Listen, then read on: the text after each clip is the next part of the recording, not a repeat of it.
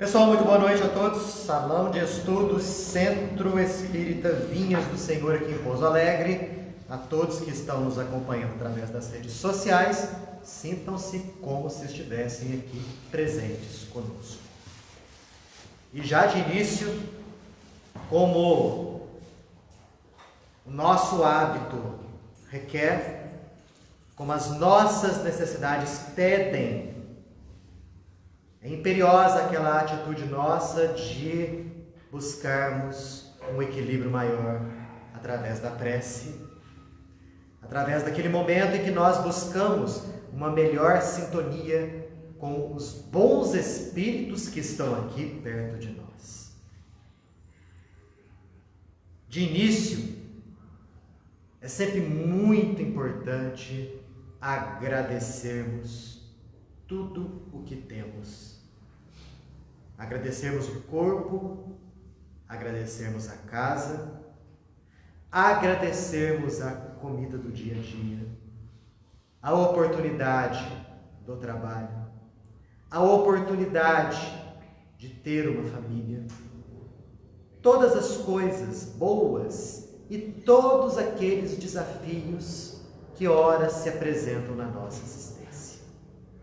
Pois sabemos que Deus, pela definição sendo o amor, não nos daria coisa alguma para nosso malefício, mas para que cresçamos e prossigamos, atingindo no futuro o objetivo da perfeição espiritual.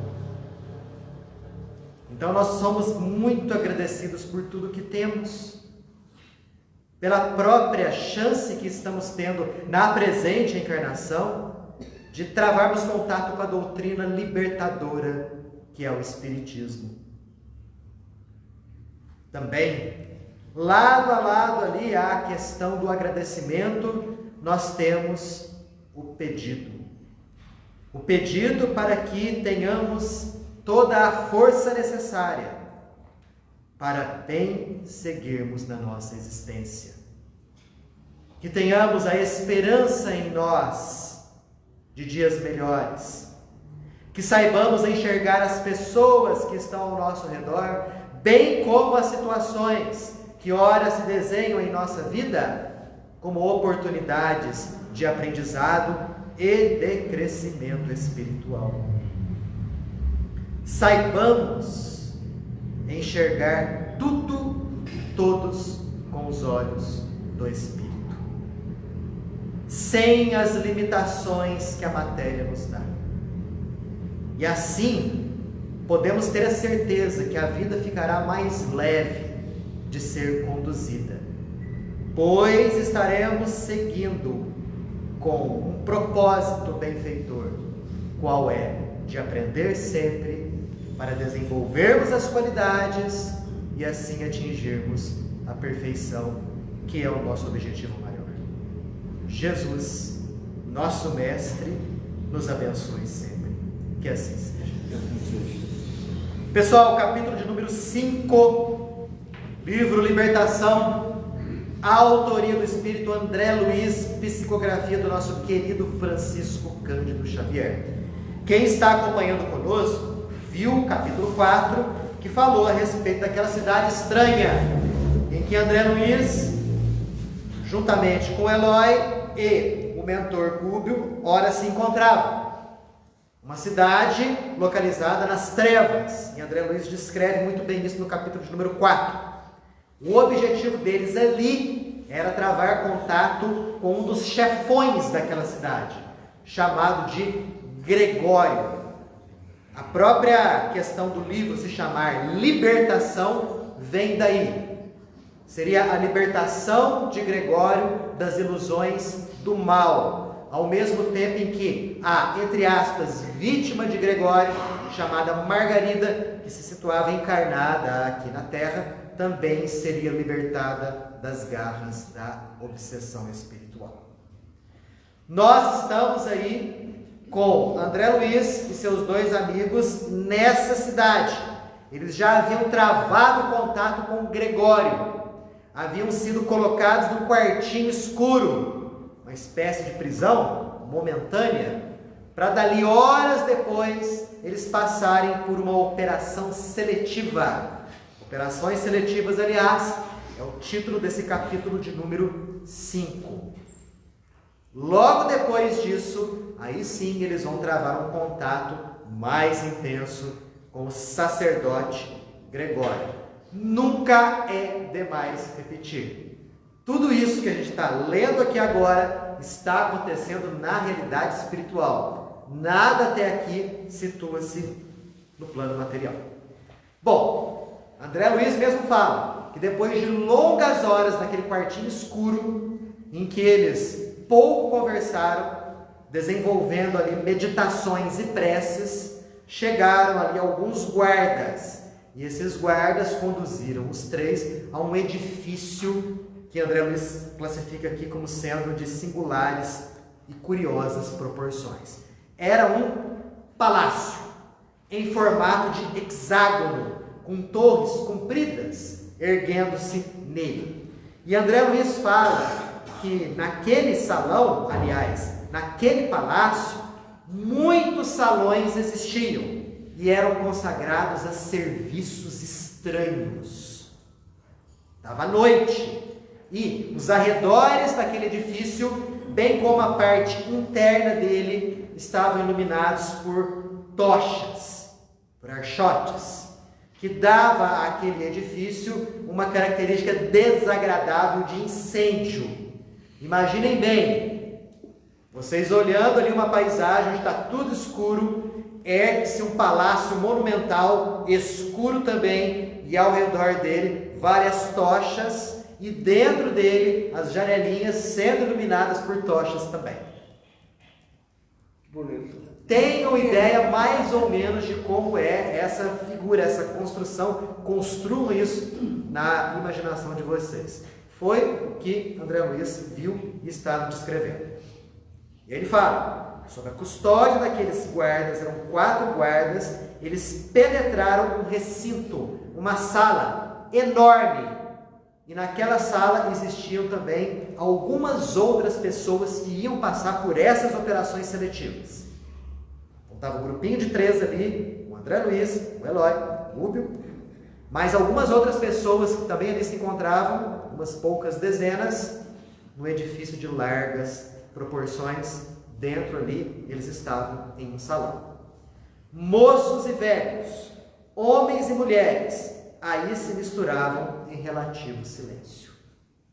Alguns gemiam, outros choravam.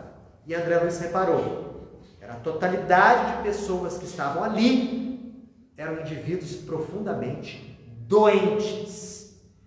Mais uma vez é importante ressaltar, isso está na parte espiritual, eram indivíduos desencarnados. E André relata, impressionado, o aspecto enfermiço deles.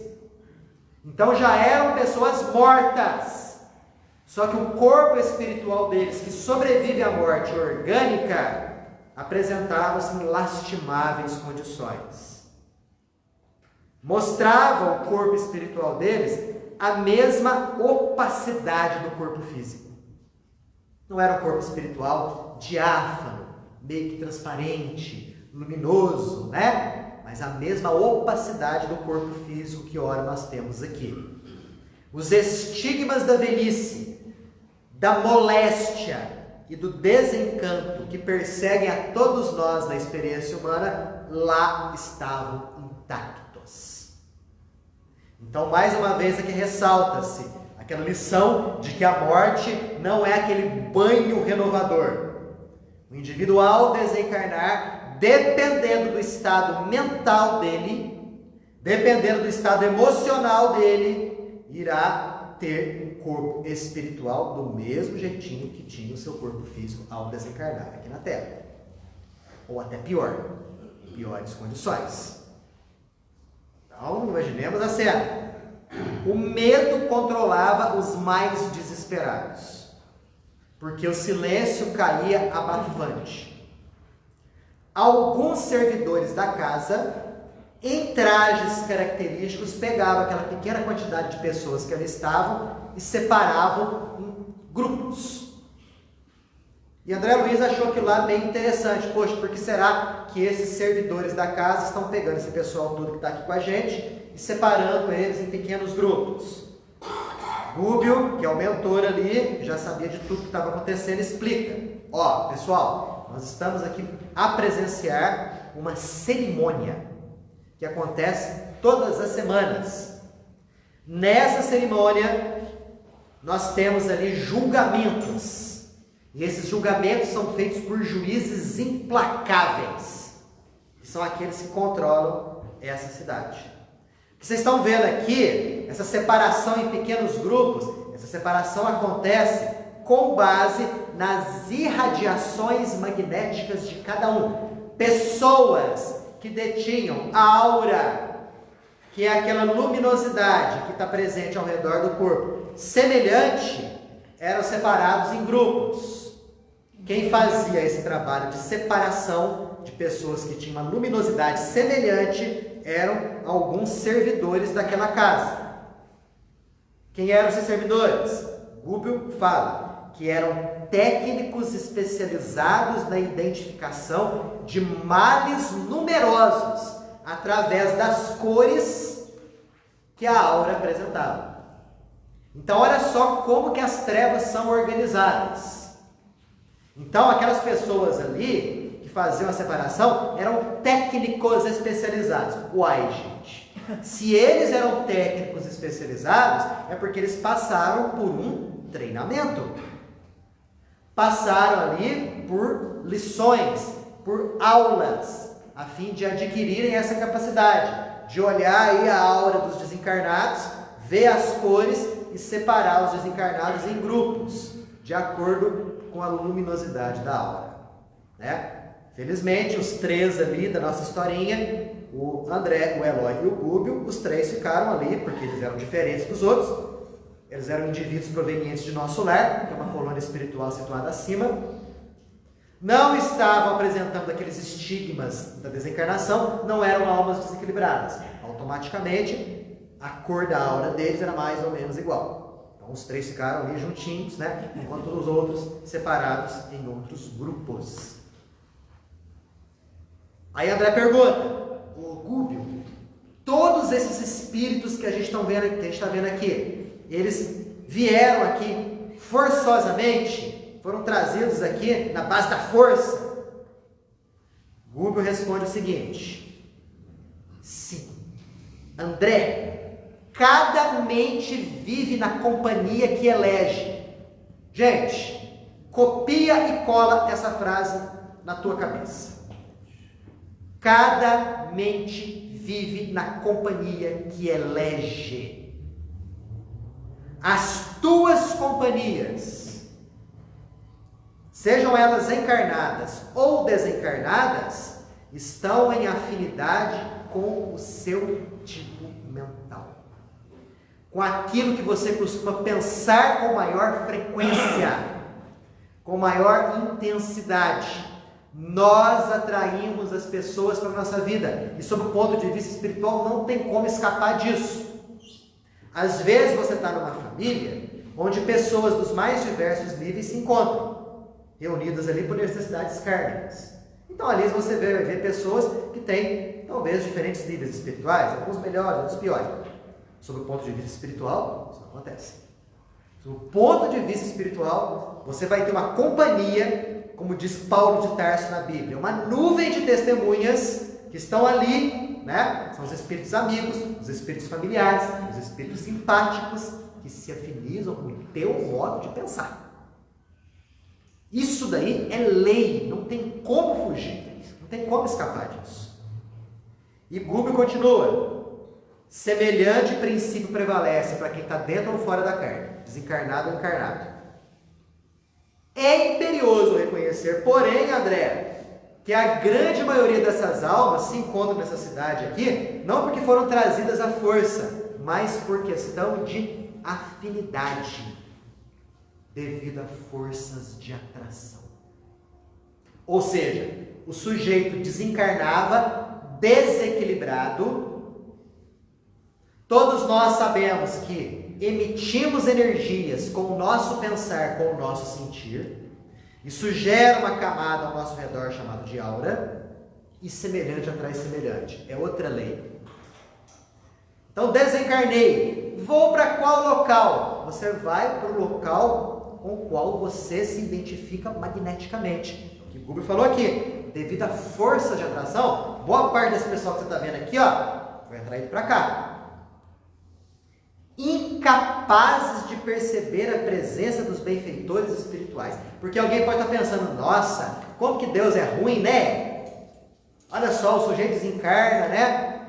E aí vai ser levado para uma cidade de dor e sofrimento. Cadê o mentor espiritual? Todo mundo tem um anjo da guarda, não tem? Tem. Por que o anjo da guarda não ajuda o sujeito ali, que está passando por problemas? O Gubbio explica. Incapazes de perceber a presença dos benfeitores espirituais quando estavam na carne. Em vista do baixo teor vibratório em que se precipitaram. Estão vendo a dificuldade dos nossos mentores espirituais? Às vezes, em nos dar as boas energias, os bons pensamentos, as boas intuições. Porque às vezes entramos aí numa vibe em que as nossas energias ficam com baixo teor vibratório. O que eles podem fazer, gente? O que eles podem fazer? A força, né? Colocar na nossa cabeça princípios de honra, de virtude, de honestidade, de decência, de disciplina. Eles não vão fazer isso. Porque eles nos respeitam as escolhas. Embora nunca nos abandonem, respeitam as nossas escolhas. Livre-arbítrio. Livre-arbítrio. E ele continua aqui, ó. Não encontram essas pessoas que renegam os benfeitores, senão um manto de sombras em que se envolveram. E desvairadas, sozinhas, após o desencarne, procuram criaturas desencarnadas e com elas se afinizam. Lei da vida. Basta você falar o seguinte, nossa, qual será a minha companhia espiritual? Sonde os teus pensamentos, os teus desejos mais frequentes e profundos. Essa vai ser a característica que os teus amigos espirituais vão ter. De acordo com o teu pensar, de acordo com o teu sentir. Não tem como fugir disso. Não tem como escapar disso. Aportam aqui, sofrendo a vigilância de inteligências poderosas e endurecidas, que imperam ditatorialmente nessas regiões, onde os frutos amargos da maldade e da indiferença enchem os corações desprevenidos e maliciosos. Olha que frase! Ali começa a colheita. Vai de encontro muito, né, em sintonia com aquilo que o seu Gilberto leu agora há pouquinho. A questão do indivíduo que desencarna do lado de lá e colhe os frutos das suas atitudes negativas. Não tem como fugir disso. Aqui nós temos talvez inúmeras maneiras de dar aquelas burladas nas leis, né? Ou de afivelarmos no nosso rosto máscaras de hipocrisia e fingimento. Enquanto que na região espiritual nós nos encontramos figurativamente nus. Porque nós ali vamos apresentar exatamente aquilo que nós somos. A nossa essência espiritual fica ali a descoberto a todos. É o que o nosso amigo Gubbio falou aqui. E André fala, meu Deus do céu, Gubbio, por que motivo Deus, então, dá atribuições de juiz a seres tão maldosos? É uma pergunta que às vezes a gente faz, né? Nossa Senhora, olha só, juízes empedernidos, cruéis, frios ali, lavrando sentenças condenatórias. Por que Deus permite um troço desse? Aí vem, mais uma vez, uma frase que já surgiu aqui nesse livro. Quem se atreveria a nomear um anjo de amor para exercer o papel de carrasco? Né? Não dá. Deus não coloca anjos de amor para custodiar criminosos. Assim segunda vez que essa frase vem nesse livro. Ao demais, como acontece na crosta, cada posição depois da morte é ocupada por aquele que a deseja e procura. Então aqui nós vamos ver seres sofredores que estão nessa condição de sofrimento e de dor no pós-morte, porque, enquanto encarnados, procuraram exatamente aquilo, por conta das ilusões da vida material. Até aqui, comentários? Perguntas? Sim.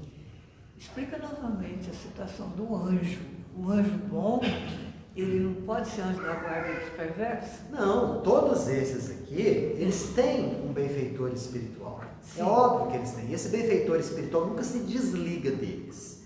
Quando eu falo nunca se desliga, não significa necessariamente que ele está ombro a ombro ali, lado a lado. Ele está magneticamente ligado ali. As afeições ali existem e permanecem. Essas pessoas sofredoras, inclusive os próprios juízes aqui empedernidos no mal, têm seres, né, que amam esses indivíduos. É o próprio caso aqui do Gregório. A Matilde, que foi mãe dele há séculos, ficou durante séculos buscando ajuda. Sempre tentando. Mas o que acontece ali? Falta de sintonia vibratória. Não existe condição de um benfeitor espiritual prestar o auxílio direto e efetivo para almas que se negam a isso.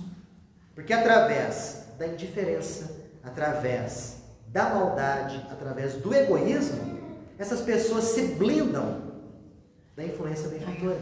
Aí é necessário o quê? Para acabar com essa blindagem. O que a senhora me diz? Aí eu preciso sintonizar com o bem. Tá, mas para poder se sintonizar no bem, para que a pessoa deseje e queira essa sintonia, o que tem que acontecer antes disso? Evoluir. Antes disso? Sofrimento. Sofrimento. Dor. Então ali elas passam por uma situação, por isso que André Luiz denomina aquela cidade purgatorial. A pessoa está purgando seus erros enquanto de encarnados, né? Através de mãos de pessoas tão delinquentes e criminosas quanto elas, a fim de que através da dor, do sofrimento, das angústias, essa blindagem de indiferença possa se romper e a pessoa deseje coisa melhor. Quando ela começa a desejar coisa melhor, aí a sintonia se faz. Aí a sintonia se faz. Isso é lei. Isso é lei. Não teria como você pegar uma pessoa empedernida desse nível, levar para um plano espiritual superior. Ela não vai se adaptar. Não adianta. Não tem como. Fala. Estava ouvindo hoje no livro Anticristo, eu esqueci o nome dele, um romano falando que os católicos, os cristãos daquela época, tinham uma sanha, uma gana pelo sofrimento, pela dor, tudo para eles precisavam terminar em dor. É um povo problemático que só quer sofrimento, busca o sofrimento, faz de tudo para terminar a vida das formas mais terríveis. E ele falando de uma forma tão pejorativa, demonstrando que os romanos naquela época buscavam ficar o tempo inteiro de boa, terminar tudo bem, mas termina dessa forma, né? Os cristãos daquela época sofreram daquela forma que muito pior do que os cristãos de hoje sofrem. Sem dúvida. Eles não buscavam uma dor, mas eram espíritos que precisavam passar por aquelas dores, né? Por conta do passado deles. Por conta do passado. Como o seu disse, implorando para passar por aquilo. Exato. E se até o próprio mestre passou pela situação da flagelação, da coroa de espinhos e da cruz, os discípulos desse mestre podem esperar o quê? Hoje em dia não existem aqueles sacrifícios como no passado, exatamente. Hoje em dia o sacrifício é de outro tipo. É um sacrifício mais interior, mais moral, mais espiritual. Não que aqueles pessoal daquelas épocas não tenham passado por esse tipo de sacrifício também. Mas pelo próprio teor civilizatório daqueles tempos, exigia esse tipo de coisa. Na verdade, era o que acontecia quando alguma pessoa buscava ter uma sintonia diferente do geral.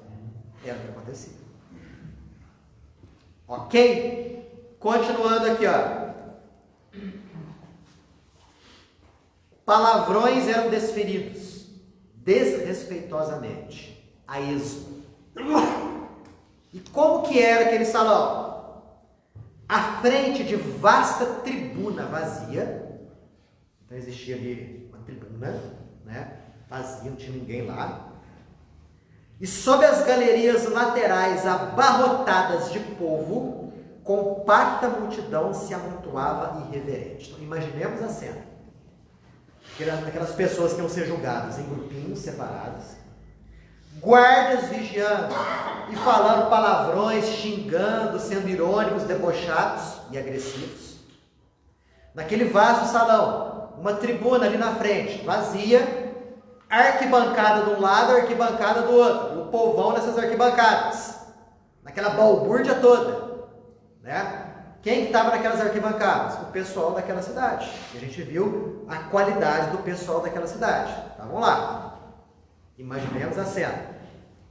Depois de alguns minutos, a multidão começa a gritar quase que em uníssono. Os magistrados estão chegando, lugar para os magistrados. Aí os juízes estavam chegando, para poder julgar aquele pessoal que ali estava, aqueles grupinhos lá. E vi, André Luiz comenta, curiosamente, que funcionários daquele local, curiosamente trajados à moda dos litores de Roma. Quem eram os litores da Roma Antiga? Os litores da Roma Antiga eram funcionários públicos civis, na época da Roma Antiga. Eles trajavam-se de uma certa maneira e carregavam uma machadinha no ombro. Eles eram seguranças dos juízes romanos. Então André Luiz viu pessoas trajadas iguaizinhas, inclusive com a própria machadinha, iguaizinhas aos litores da antiga Roma. Mas eles não andavam com as tanguinhas não, né? Não sei se estavam com tanguinha. Não sei, só sei que estavam trajados igualzinho lá. Se estavam com tanguinha ou não, André Luiz não entra em detalhes. Tá? Avançavam, ladeados por servidores. E aí chegaram em frente da tribuna, né? Se postaram dos lados da tribuna, colocaram a machadinha no chão. Olha só o ritual. Dá uma olhada no ritual. Logo depois, penetraram aquela sala em passos rítmicos, 7 andores, sustentados por dignatários diversos daquela corte brutalizada. Traziam os juízes esquisitamente paramentados.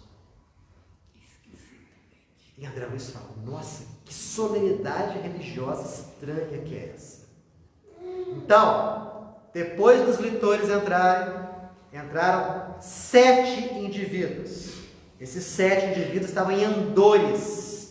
E André Luiz comenta que aqueles andores eram em tudo iguaizinhas à sédia gestatória do Papa. Eu vou ler aqui e falar, o que é isso, sédia gestatória? Fui lá no Google, né? O que é a sédia gestatória? É um trono móvel. Então vocês imaginam, um trono... Aquele tá? que é carregado... Exatamente. Um trono aqui, faz de conta que isso aqui é um trono, né? Com uma barra de um lado comprida, outra barra do outro lado comprida, para que 4 pessoas pudessem carregar nos ombros. Dos escravos. Escravos. Naquela, né? No contexto aqui. Então 7 juízes chegaram desse jeitinho, trajados com apuro, de um jeito meio esquisito, né? Nesses andores, que André Luiz fala que era tudo igualzinho à sede gestatória do Papa. Tudo igualzinho. Então olha só, imagina só a cerimônia, a pompa que ali se desenhava. Aí, esses juízes, aqueles andores foram descidos, saíram de lá e foram se sentar nas tribunas. Quando eles se sentaram nas tribunas, tambores bufaram. Dá uma olhada, imagina só a cena. Uma música esquisita começou a tocar. acompanhando o ritmo dos tambores. E aí, obviamente, toda aquela multidão que estava ali aquietou-se em silêncio. Porque eles sabiam que se eles fizessem alguma coisa de errado, aí deles. Cabeças iam rolar. Cabeças iam rolar. Terminado aquele ruído, um dos julgadores, um dos 7 juízes se levantou e se dirigiu àquela multidão toda. E começou ali a dar um discurso, né? Falando que aquela casa ali não punia ninguém, mas também não recompensava ninguém. A morte é o caminho para a justiça. Não somos distribuidores do sofrimento, mas somos mordomos do governo do mundo. Olha só a função em que eles se colocavam. Eles eram mordomos do governo do mundo. Quem que governa o mundo? Quem governa o mundo? É Jesus. É Jesus. Então ali eles se colocavam como mordomos de Jesus. Mordomos do governo do mundo. Servidor de Jesus. E aí ele fala, Será que lá o governante é Jesus? Eu acho que não. Mas... ele coloca, André Luiz coloca o governo do mundo aqui com G maiúsculo e N maiúsculo. Eu pensei exatamente igual a você. Eu acho que é outro. Então se fosse outro tipo de governo, você pode ter certeza que é um G minúsculo e um N minúsculo. Aqui está tudo no maiúsculo, porque essa era a ideia. Eles se achavam ali, né, numa função permitida por Deus, vamos dizer assim. Está acima, obviamente, de Jesus, né, que é o governador desse mundo. E eles falaram, e o cara falou aqui, continuando: nossa função é selecionar delinquentes, a fim de que as penas lavradas pela vontade de cada um sejam devidamente aplicadas. Então ele falou o seguinte, ó, aqui a gente não vai fazer com que o indivíduo passe pelo que não precisa passar. A pessoa que chega aqui, ela já chega com uma sentença lavrada. Ou seja, tudo aquilo de ruim que ela fez quando encarnada, ela carrega consigo. Nós, juízes, nos encarregamos simplesmente de dar a pena para ele. Vai passar por isso. Basicamente, essa era a função deles. E aí ele fala um monte de coisas aqui que não compete a gente ler detalhadamente. Seguidores do vício e do crime, tremei. Condenados por vós mesmos, conservais a mente prisioneira das mais baixas forças da vida. E ele tem razão. Ele não está errado nisso daí não. Né? Nesse ponto, o orador fez uma pausa. E aí André Luiz teve tempo de olhar aquele grupinho lá. Pessoal com os olhos arregalados, alguns já soluçando e chorando. O juiz não parecia respeitar o sofrimento de ninguém. Estava mais interessado em criar um ambiente ruim, negativo, a fim de que aquele julgamento pudesse acontecer. Prolongando-se o intervalo, André Luiz olhou para Gúbio, que era o mentor. E Gúbio entendeu o que André Luiz estava tentando perguntar. E explica. Presta atenção nessa frase aqui. O julgador, que é aquela pessoa que levantou para fazer um discursinho dele, conhece à saciedade as leis magnéticas nas esferas inferiores e procura hipnotizar as vítimas de modo destrutivo. Não obstante, usar a verdade contundente. Ou seja, ele não estava mentindo em nada. Nada. Mas ele buscava hipnotizar aquelas pessoas sofredoras ali, delinquentes, usando o seu magnetismo. Quem de nós nos acusa de crueldade? Voltou o cara a falar. Não será benfeitor do espírito coletivo o homem que se consagra à vigilância de uma penitenciária? Então ali eles se colocavam na função de carcereiros. Eles estavam vigiando ali toda aquela multidão de seres humanos que através da desencarnação tinham vindo e ali estavam em posição ali de presos, verdadeiramente presos. Nesse momento, um convulsivo choro invadiu a muitos. gritos atormentados, rogativas de compaixão, muitos se prosternaram de joelhos. Imagina a cena. Aí aquele juiz, naquela multidãozinha pequenininha que estava separada em grupos abaixo dele, ele fixou o olhar numa mulher. Fixou ali o olhar naquela mulher, incidindo toda a força magnética que lhe era peculiar através das mãos. Imagina a cena. Nossa. Aquele juiz, portador de vastos conhecimentos de magnetismo, usando as mãos, incidia a força magnética numa mulher que estava no meio daquele grupinho. E a mulher se aproximou, quase que sonâmbula, verdadeiramente hipnotizada. E o juiz falou: venha, venha. A mulher chegou. Confesse, confesse. E aí a mulher, totalmente envolvida por aquela energia, se derramou em lágrimas. Me perdoa, Deus, me perdoa. Aí ela conta a história dela. Qual que era a história dela? Matei 4 filhos inocentes e tenros, e combinei o assassinato do meu esposo. Nossa. Vocês acham que ela estava lá? Por quê? Um engano. Matou 4 filhos pequenos. A própria mãe fez isso. Encomendou o assassinato do marido. Não era à toa que ela estava lá, né? O crime, porém, é um monstro vivo. Perseguiu-me enquanto eu me demorei no corpo. Claro, a consciência está sempre acusando. Mas o que ela tentou? Fugir da consciência. Por mais que eu buscasse afogar o infortúnio em bebidas de prazer, mais me chafurdei na lama. Pobre de mim. E em vigorosa demonstração de poder, o juiz disse: como que eu posso libertar essa fera humana aqui? Não tem como eu fazer isso. Presta atenção no que ele faz a partir de agora.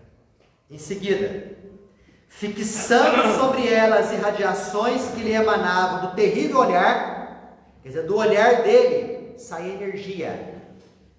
Fixou o olhar nela e começou a repetir: a sentença foi lavrada por você mesma. Você não passa de uma loba. De uma loba. De uma loba. E foi repetindo. André Luiz começou a perceber que à medida que ele repetia a afirmação, ele procurava persuadir aquela mulher de que era realmente uma loba. E nós sabemos que o organismo perispiritual é extremamente plástico às forças da mente. E à medida que aquelas frases eram pronunciadas repetidamente, André notou que a mulher, profundamente influenciável por aquele hipnotismo, modificava a fisionomia. Entortou-se-lhe a boca. A testa curvou-se espontânea para frente. Os olhos se alteraram dentro das órbitas. Simiesca expressão revestiu-lhe o rosto. Via-se patente a função do hipnotismo sobre o corpo perispiritual. É mole? Imagina uma cena dessa. A mulher foi sendo ali transformada numa condição perispiritual de loba. Por conta dos crimes que ela havia cometido. Matou 4 filhos, encomendou o assassinato do marido. Eu creio que a consciência dela fez isso. Vamos chegar daqui a pouco. Questão do remorso. Mas imaginemos a cena de transformação. Por isso que eu falo para vocês. Aquilo que a gente vê nos filmes reflete uma realidade espiritual. Quando a gente vê filmes, de indivíduos que se transformam em lobisomem em noites de lua cheia, nada mais é aquilo ali do que um reflexo de uma realidade que acontece no mundo espiritual. Claro que com todos os floreios e excessos e exageros, mas de uma realidade. de pessoas envolvidas na prática do mal e que têm o seu organismo perispiritual reduzido a condições animalescas. E Gubbio explica: o remorso, André, é uma bênção para todo mundo. Porque o remorso abre as portas para o indivíduo poder se recuperar. Porém, ao mesmo tempo que ele abre as portas para o sujeito se recuperar, ele abre as brechas para os perseguidores agirem. E ele continua: a dureza coagula-nos a sensibilidade durante um certo tempo. Porém, sempre chega um minuto em que o remorso descerra a vida mental aos choques de retorno. Então, enquanto o indivíduo está lá, endurecido, mente fixada no mal, sem arrependimento, o choque de retorno chega. A partir do momento que chegou o arrependimento, o remorso, em que ele talvez esteja dando o primeiro passo para poder melhorar, o choque de retorno vem. E aí o indivíduo sofre as consequências das suas próprias atitudes. Primeiramente no seu próprio corpo espiritual, depois enquanto encarnado. E aqui ele fala, daqui, André, são os fenômenos de licantropia. O que é licantropia? Aqui, ó, a primeira palavra, a primeira parte da palavra, licantropia, likos, vem de lobo. Antropos, homem, pessoa. Pessoa, lobo, homem, lobo. E ele fala, não se lembra da Bíblia? Em que Nabucodonosor, rei poderoso, viveu durante 7 anos se comportando como um animal? O hipnotismo é tão velho quanto o mundo e é recurso empregado tanto pelos bons quanto pelos maus, tomando-se por base, acima de tudo, os elementos plásticos do perispírito. Então, quando a gente vê exibições de hipnotismo, todo mundo aqui já viu isso, né? Em que o cara que hipnotiza pega um voluntário. Quem quer ser voluntário? A pessoa vai lá, o sujeito hipnotiza ele, né? Como cebola. Né? Finge que está comendo cebola. A pessoa pega uma cebola invisível, né? E morde aquilo ali, faz aquele gosto, né? Tá um frio tremendo aqui. A pessoa começa a tremer. Nossa, que calorão! Aí a pessoa começa a transpirar. Por quê? Porque a ação mental acontece no corpo perispiritual. A pessoa hipnotizada fica vinculada ao hipnotizador. E aí essas coisas acontecem. Até aqui, dúvidas? Sim, senhor.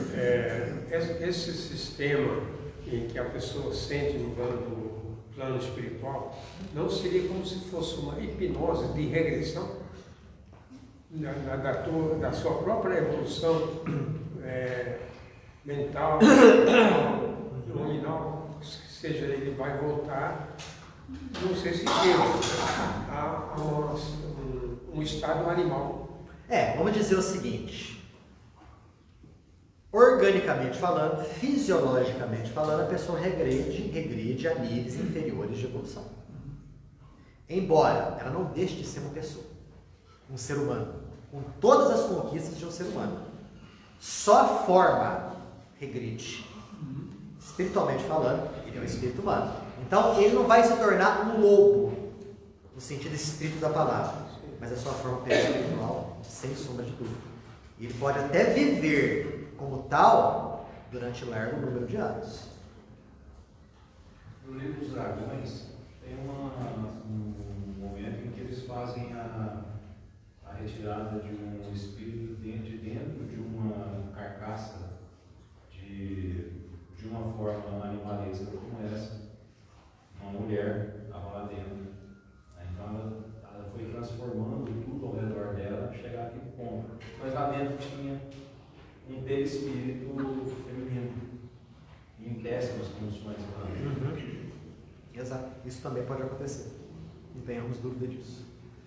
A gente percebe o quanto que o ser humano pode retrogradar na forma, mas as suas conquistas permanecem. O que ele conquistou em termos de intelecto, de cultura, de conhecimento, de evolução, está ali inalterado, intacto, momentaneamente obliterado. Porque o indivíduo caiu no remorso. Caiu no remorso porque errou bastante. Quando ele erra bastante, cai no remorso e não tem aquele necessário suporte espiritual, ele fica a mercê de seres das trevas. É o que a gente vê aqui. Tá? E isso acontece, inclusive, com seres humanos encarnados. Como aqui ele dá o exemplo de Nabucodonosor. Outros exemplos. Não sei se vocês sabem. Alguns aqui podem saber. Mas há pessoas que fazem transformações no seu corpo físico, objetivando parecer com um animal. Fazem modificações no nariz, Colocar esferas na embaixo orelha, esferas embaixo da pele, pintar o corpo como se fosse de um tigre, de um gato, instalar rabo mecânico e se comportar como se fosse um verdadeiro animal. Não é? Afiam os dentes. Alguns que querem ter um formato, vamos dizer assim, mais reptiliano, chegam até mesmo a bifurcar a língua, a injetar tinta na parte branca dos olhos para ficar o olho inteiro, geral, né? O globo ocular todo preto, e por aí vai. A gente olha aqui e fala, poxa, qual é o porquê espiritual disso? Será que um indivíduo desse tipo não está sob a influência férrea de um severo hipnotizador desencarnado? Fazendo com que esse indivíduo se comporte e haja como se fosse um verdadeiro animal? Pode ser que sim. Não seria merecimento? Não seria merecimento? Vamos dizer assim, seria sintonia. A própria questão do merecimento, né?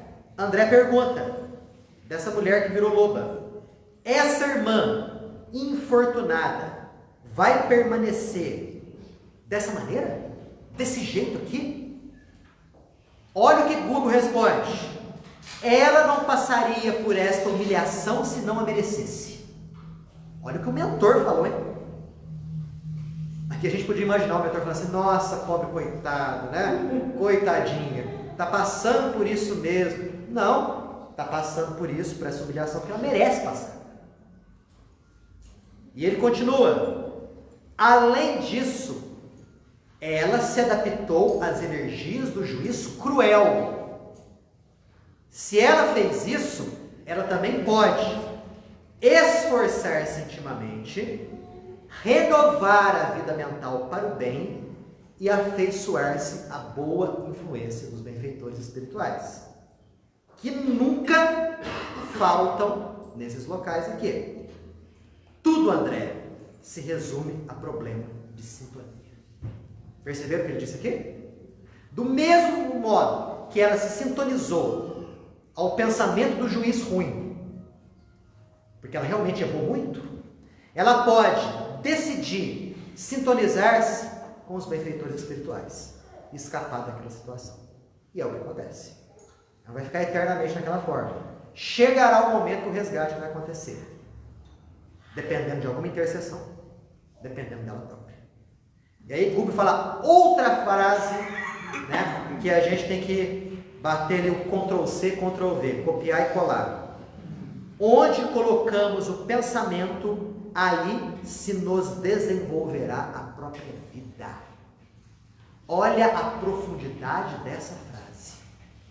Aonde você coloca o teu pensamento, a tua vida se desenvolve. A tua vida.